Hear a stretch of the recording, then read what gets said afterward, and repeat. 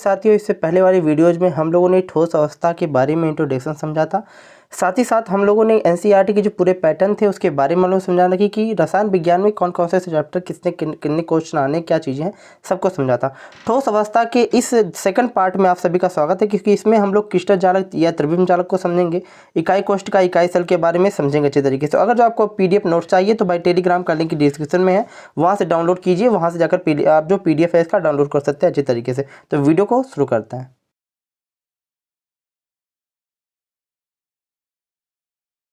तो अब के टॉपिक पे हम लोग आगे बढ़ेंगे और समझने की कोशिश करते हैं कि क्रिस्टल जालक क्या होता है।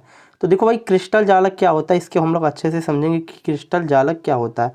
पहले मैं आपको थोड़ी सी बातें बताऊंगा, फिर आगे बताऊंगा क्रिस्टल जालक क्या हो सकते हैं। देखो, होता क्या है कि जब आपके घर में कहीं ना कहीं फर्श लगा होता है, यानी फर्श की जो है कंडक्टिविटी होती है, तो जब फर्श लगते हैं तो फर्श के लिए जो कारीगर होता है ना, वो क्या करता है, फर्श को पहले रखने से पहले एक पैकेज बनाता है। यूँ समझो, ये जो आप इमेज देख पा रहे हो ये एक फर्श ही है जिसमें आप लोग टाइल्स लगाने की कोशिश कर रहे हो। तो देखो, एक टाइल्स का ये हो गया, ये टाइल्स हो गया, ये टाइल्स हो गया, ये टाइल्स, यानी टाइल्स बड़ी लंबी चौड़ी लगी हुई है इसमें, ठीक है। और अगर जो आप पूरे टाइल्स को ध्यान से देखने की कोशिश करेंगे अच्छे तरीके से, ठीक है, तो आप देखिएगा ध्यान से कि अगर जो टाइल्सों के मध्य में मैं एक बिंदु कर दूं, ठीक है, यहाँ देखिएगा ध्यान से, मैं एक बिंदु कर दे रहा हूँ, आराम से देखिएगा, आपको पूरी बातें समझ में आएंगी, ठीक है। एक बिंदु मैंने कर दी तो यह एक प्रकार का क्या बना, पैकेज बना, ठीक है। यह एक प्रकार का बड़ा सा पैकेज बना, यानी ये एक बिंदुओं का समुच्चय बन रहा है, सेट्स बन रहा है। ये जो बिंदुओं का समुच्चय अभी अभी मिल रहा है ना आपको देखने को, ये बिंदुओं का जो समुच्चय आपको देखने को मिल रहा है, इसी को बोलते हैं आकाशीय जालक। समझ में आ रही बात, इसी को बोला जाता है आकाशीय जालक।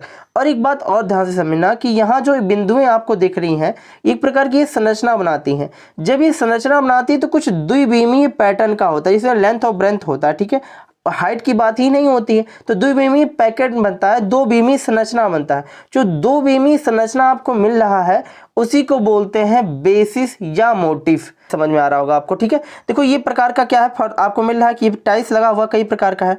इस टाइल्स में से मैं किसी एक भाग को उठा लूं, किसी एक भाग को मैं उठा लूं, तो इसी को बोला जाता है बेसिस या मोटिफ। एनसीईआरटी की बुक रखिए, ध्यान से देखिए, समझ में आएगा हर चीजें आपको। तो इसे बोलते हैं, इस संरचना को बोलते हैं बेसिस या मोटिफ बोला जाता है। और देखो, मैं आपको बता दूं कि जब आकाशीय जालक के जो बिंदुओं में जो पैटर्न बनता है, ठीक है, जो संरचना बन जाती है, तो कभी कभी देखो हम लोग पढ़ रहे हैं साइंस, तो इसमें होता क्या है कि क्रिस्टल जालक की संरचना बनती है ना, तो जो क्रिस्टल जालक की संरचना बनेगी उस कंडीशन में हम बोल सकते हैं कि मोटिफ जो है यह एक अणु हो सकता है, परमाणु हो सकता है, या आयन हो सकता है। इसमें से कोई भी चीजें हो सकती हैं। अब बात आ रही है कि क्या आकाशीय जालक क्रिस्टल जालक कैसे बता, देखो ध्यान से समझिएगा, ध्यान से अच्छे समझ में आएगा, ठीक है। तो देखो, जब क्या होता है, आकाशीय जालक को समझिएगा, क्रिस्टल जालक की जो संरचना हो सकती है, जैसे मोटिफ और परमाणु आयन हमने बताया ही, आकाशीय जालक में जो क्रिस्टल जालक भी कहते हैं। अगर जो कहीं आपसे पूछा जाए कि आकाशीय जालक क्या है, तो आकाशीय जालक जो आप लोग देखे हो, आकाशीय जालक को क्रिस्टल जालक के नाम से जानते हैं। और आकाशीय जालक क्या होता है इसको भी ध्यान से देखो, तो आपको देखने को यहां मिलेगा, देखो ध्यान से, यहाँ देखो, ये आपको मिल रहा है जालक बिंदु, और ये चारों तरफ की संरचना जो है इसे आकाशीय जालक, अभी अभी देखा ना फर्श का पैटर्न बन रहा था, तो वही पैटर्न ही मैंने बनाया यहाँ पर। इसी को आकाशीय जालक या क्रिस्टल जालक के नाम से जाना जाता है। समझ में आई बातें। इसी तरीके से मैं आप थोड़ी सी और बातें बताऊं तो देखना, जब क्या होता है कि हम जो है मोटिफ को, जब हम मोटिफ को आकाशीय जालक के बिंदु पर रख देते हैं तो ये संरचना जो बनती है उसे बोलते हैं क्रिस्टल जालक की संरचना, क्रिस्टल जालक बोलते हैं। जैसे देखो, यहां पर देखना ध्यान से, ठीक है। अगर जो ये आपको दिख रहा है मोटिफ, मैंने कहा एक को क्या बोलेंगे, मोटिफ बोलेंगे, एक को। अब क्या हो गया, कई प्रकार के पैकेज यहाँ लंबे चौड़े बन गए, ऐसे लंबे चौड़े कई पैकेज हैं। इन सब को जब हम मिला के बना देते हैं, रख देते हैं, तो ऐसी कुछ टाइल्स ऐसे तरीके से लग जाते हैं। जब ये लगा हुआ पूरा पैकेज आपको दिख रहा है, इसी को बोलते हैं, क्या बोलेंगे, इसी को बोलेंगे क्रिस्टल जालक। यही है आपका क्रिस्टल जालक। तो अभी क्रिस्टल जालक आपने समझा, चलो डिफिनीशन से समझने की कोशिश करते हैं। तो बच्चों, अभी तक आप लोगों ने जैसे क्रिस्टल जालक को अच्छे से समझा, उसी तरीके से जैसा ये टाइल्स का कुछ टुकड़ा है मेरे पास जिसको मैं दिखा रहा हूँ, इसी टुकड़े को हम लोग बड़े आकार में लेते हैं और इनका यूज करते हैं कहीं ना कहीं, और अच्छे तरीके से क्रिस्टल जालक को मैंने आपको समझाया, एक्सप्लेन भी किया। ठीक है, यहाँ पर देखिए क्रिस्टल जालक की कुछ और भी व्यक्तियाँ हैं जिनको हम अच्छे से समझेंगे। देखिए क्या होता है, जब अगर जो आप देखते हैं क्रिस्टल जालक के बारे में, तो क्रिस्टल जालक जो होता है यह एक प्रकार का क्रिस्टलीय संरचना है, जिसमें मेन चीज़ आप याद रखिएगा अणु, परमाणु और आयन, ये तीन चीज़ें आप लोग याद रखिएगा, को नियमित व्यवस्था करके एक संरचना बनती है, ये जोड़ा जाता है, तो ये क्रिस्टल जालक के रूप में निर्मित होते हैं और मिलते हैं। आगे हम लोग देखेंगे तो कुछ बातें और इसमें मिलेंगी कि जो एक त्रिविम जालक या क्रिस्टल जालक क्या हो सकता है। देखिए अगर जो त्रिविम जालक और क्रिस्टल जालक को समझना है तो देखो, जब क्रिस्टल जालक का पैकेज पढ़ेंगे तो वो 3D स्ट्रक्चर होता है। 3D स्ट्रक्चर यानी कि जिसमें 3 डायमेंशन हो, length, month and height, 3 dimension, तीनों डायमेंशंस हो। ठीक है, तो त्रिविम जालक यानी 3D में अनंत जो है बिंदुओं जैसे अणु, परमाणु या आयन की अनियमित व्यवस्था को क्रिस्टल जालक या त्रिविम जालक कहते हैं। ये मैंने डिफिनीशन में आपको बता दिया, इससे पहले मैंने आपको समझाया था, ये डिफिनीशन आपने देखा। नोट में आप एक चीज देखेंगे कि जो त्रिविम जालक का प्रत्येक बिंदु परमाणु या परमाणु के समूह को प्रदर्शित कर देता है। ठीक है, और साथ ही साथ आप देखेंगे कि त्रिविम जालक का प्रत्येक बिंदु संपूर्ण जालक के अन्य बिंदुओं के बिल्कुल समान होता है, ये याद रखिएगा। ठीक है, कि जो त्रिविम जालक हो सकता है उसका प्रत्येक बिंदु जो है संपूर्ण जालक के अन्य बिंदुओं के समान, यानी कि जब आप पैकेज देखे थे ना लगातार, तो सभी आपको समान। जैसे देखो जो क्रिस्टल जालक होता है उसके कुछ गुण भी होते हैं, प्रॉपर्टी भी होते हैं। चलो हम बुक से देखते हैं कि उनके क्या गुण है, उनको भी देख लेते हैं अच्छे तरीके से। ठीक है, तो देखो जो क्रिस्टल जालक हैं उनके कुछ अभिलाक्षणिक निम्नलिखित गुण होते हैं। जैसे पहला गुण ये दिया कि जालक में प्रत्येक बिंदु जालक बिंदु या जालक स्थल होता है, ये बात आप लिख लीजिएगा, समझ लीजिएगा। और दूसरा चीज, क्रिस्टल जालक के प्रत्येक बिंदु या अवयवी कणों को निरूपित करता है, जो एक परमाणु या एक अणु या आयन हो सकता है। ये चीजें मैंने आपको बता दी।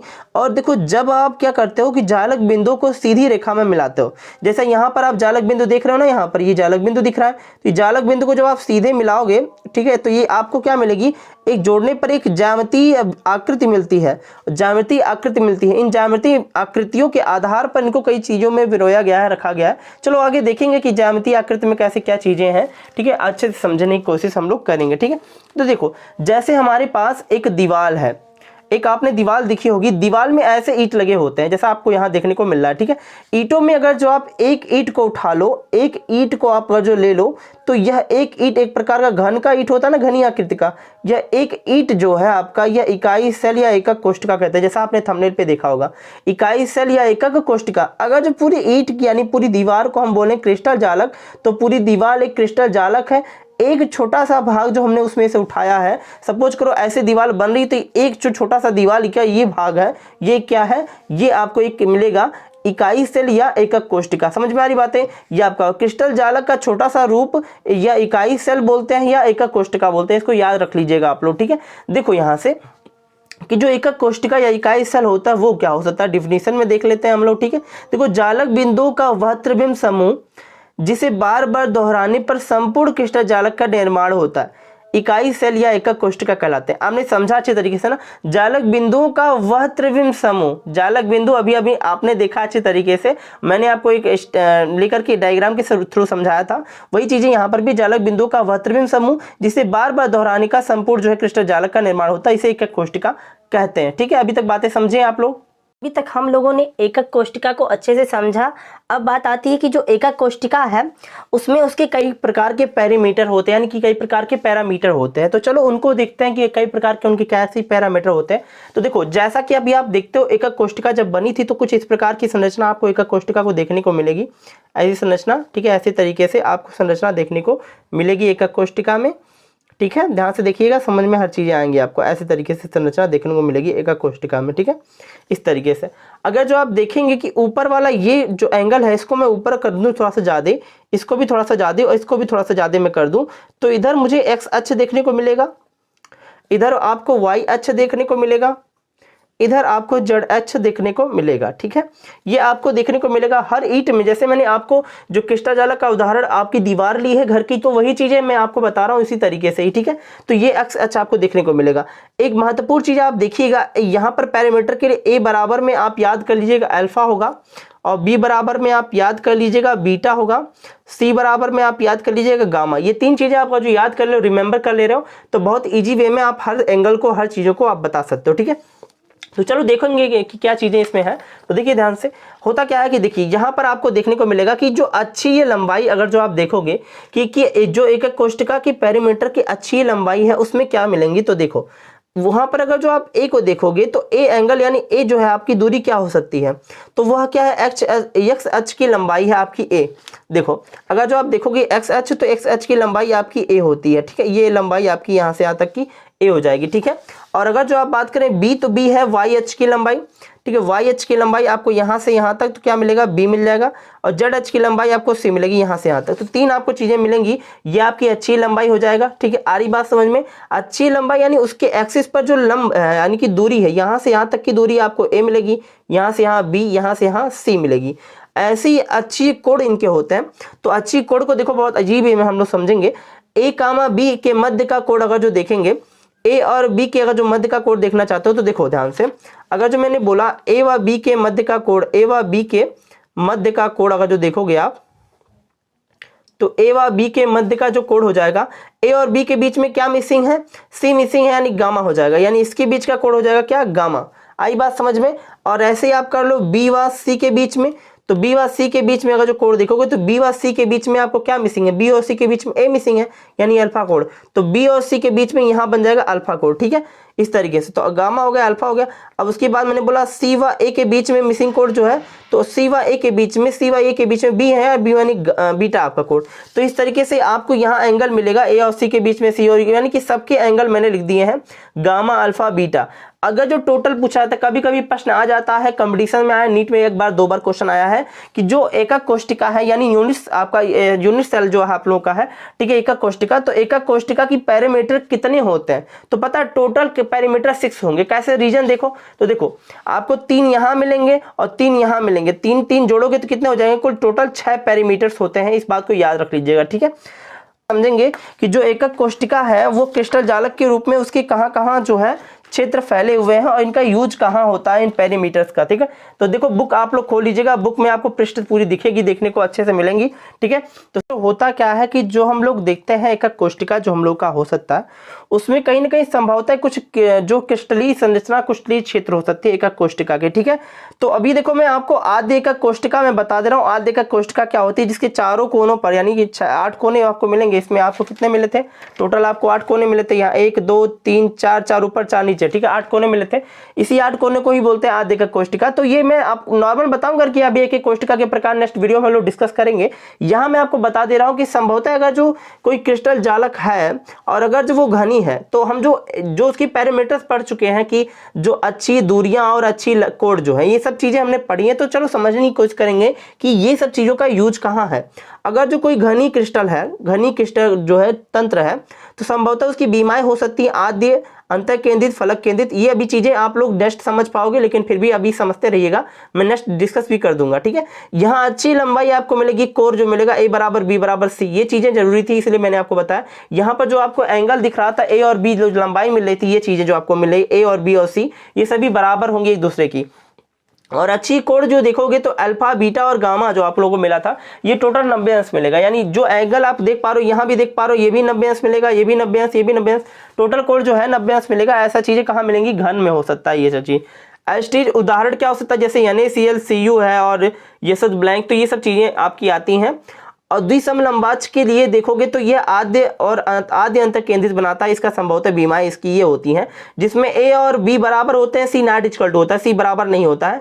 इसके एंगल जो होते हैं वो सभी बराबर होते हैं, जैसे अल्फा बीटा गामा जो है सभी बराबर एंगल होते हैं, 90 अंश के होते हैं, ठीक है। ये श्वेत टिन या SnO2 या ये सब चीजों का यूज होता है। विषमताक्ष जो देखोगे ये आद्य और अंतर केंद्रित, फलक केंद्रित, एक आद्य केंद्रित एक कोष्टिकाएं, ए बराबर B, A not equal to B और B not equal to C, ये सभी एक दूसरे के बराबर नहीं होते हैं, एंगल बराबर होता है, ये समझ लो। ये फॉर्मूला जो होता है KNO3 हो जाता है इसका। और उसके बाद आ जाता है षटकोणीय जो संरचना है, इसमें आधार पर आप आद्य देखोगे ए बराबर बी है, बी नॉट इक्वल टू सी, और ए और बी जो है अल्फा बीटा 90 अंश है, और गामा 120 अंश आता है, जिसे ग्रेफाइट में आता है, ZnO आता है, ये CDS आता है। ये सभी संरचना इसकी होती है। फिर उसके बाद तृणताक्ष जो है या त्रिकोणीय है, आद्य केंद्रित एकक कोशिका बनाते हैं। ये A बराबर B बराबर C है। अल्फा बीटा गामा जो है 90 अंश के बराबर नहीं होता है, ठीक है। कैल्साइट इसमें होता है और सिनेबार जो होता है, सिनेबार का फॉर्मूला HgS आता है। ये क्लास 10th में बहुत इंपॉर्टेंट क्वेश्चन था, ठीक है। और एकनताक्ष में देखोगे आद्य और अंत्य केंद्रित जो मिलेगा A0 = B, B0 = C, ये सभी एक दूसरे के बराबर नहीं होगा, दूरियां इनकी बराबर नहीं होगी। अल्फा और बीटा जो है वो देखो, अल्फा और गामा 90 अंश होगा, लेकिन बीटा 90 अंश बराबर नहीं होता है। इसका सूत्र हो जाता है जो है ये जो है Na2SO4, उसके बाद 10H2 होता है। और होता है तृणताक्ष। तृणताक्ष जो है वो आद्य ही बनाता है। A0 = B, B0 = C, alpha not equal to beta, beta not equal to gamma, ये सभी 90 अंश के बराबर नहीं होते हैं। जैसे फॉर्मूला होता है CuSO4 × 5H2O, S3BO2, ये सब चीजें BO3 सॉरी, ये सब चीजें इसके लिए यूज में आती हैं। तो एस्टीज हमने आज अच्छी तरीके से समझ लिया कि भाई क्रिस्टल जालक क्या होता है और एकक कोशिका या इकाई सेल क्या होता है, ठीक है। नेक्स्ट वीडियो में हम आप सभी को, ठीक है, इकाई जो है एकक कोशिका जो आप लोगों का है, एकक कोशिका के प्रकार के बारे में डिस्कस करेंगे, ठीक है, प्रकार इसमें समझेंगे। और साथ ही साथ हम लोग बहुत ही इंपॉर्टेंट चीजें आता है ब्रेवेज जालक, ये ब्रेवेज जालक क्या होता है इसके बारे में अच्छे तरीके से समझेंगे। और नेक्स्ट आगे बढ़कर पूरी सिस्टमेटिक क्रम को जैसे जैसे हम लोग का मिलेगा, पैकिंग एफिशिएंसी, ये सब चीजें A to Z तक का ट्यूटोरियल अच्छे तरीके से समझेंगे। वीडियो अच्छा लगे शेयर जरूर कीजिएगा।